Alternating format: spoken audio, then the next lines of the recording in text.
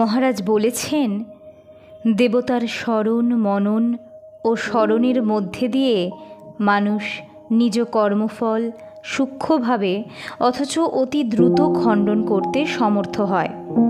জপ সেই অর্থে দৈব দুর্বিপাক নিরসনে সবচেয়ে সর্বশ্রেষ্ঠ সাধুজন সম্মত ব্রহ্মাস্ত্র।